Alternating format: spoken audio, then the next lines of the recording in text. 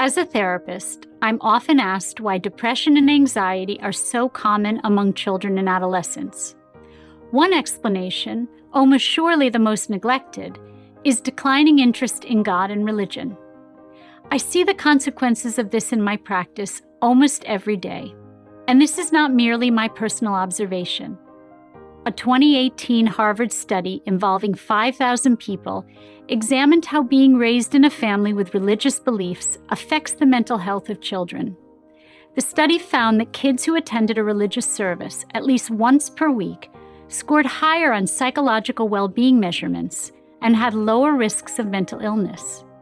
Weekly attendance was also associated with higher rates of volunteerism, lower probabilities of both drug use and early sexual initiation, and a sense of purpose.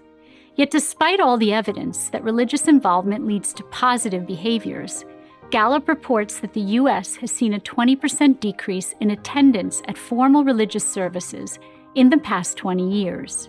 In 2018, the American Family Survey revealed that nearly half of adults under 30 do not identify with any religion. From a purely psychological point of view, this is not a good trend.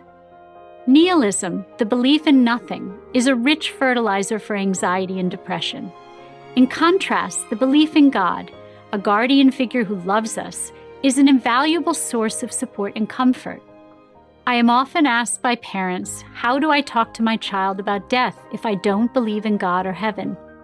My answer is always the same: fake it. There are many things you don't tell your children the full truth about. For instance, if your children hear about a tragedy that has occurred in your community, you tell them that it will never happen to them. We don't have a crystal ball and cannot know that bad things will not happen to our children, yet we reassure them with a hopeful narrative. The same applies to believing in God and heaven. Even if you believe that when your life ends, your bones turn to dust and you are gone for eternity, such beliefs don't help children.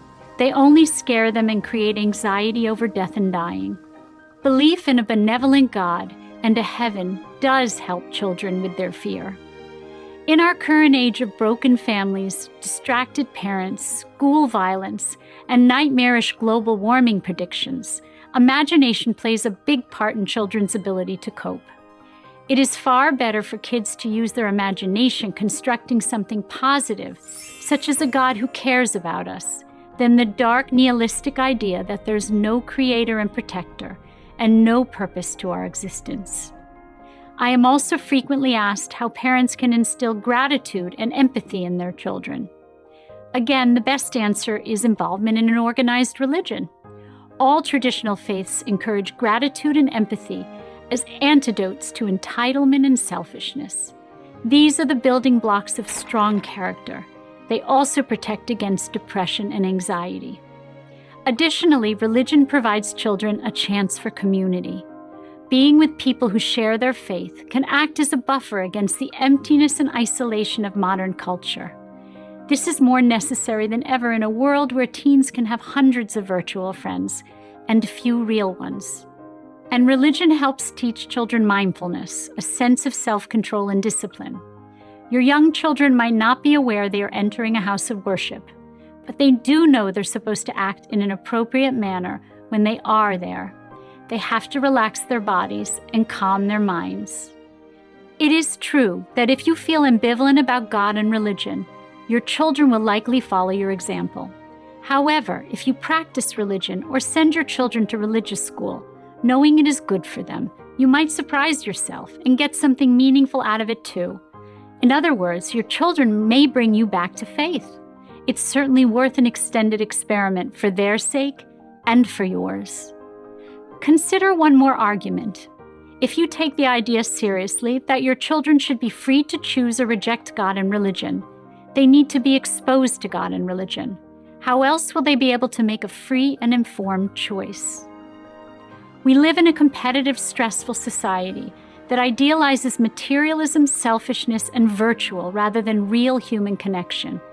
Having a religious community and a belief in God is the best antidote to all of that. Whether children choose to continue to practice as adults is something you cannot control, but at least give them a chance to believe in God and find comfort in religion. They deserve it. I'm Erica Komisar, psychoanalyst and author of Chicken Little, The Sky Isn't Falling, Raising Resilient Adolescents in the New Age of Anxiety for Prager University. Thank you for watching this video.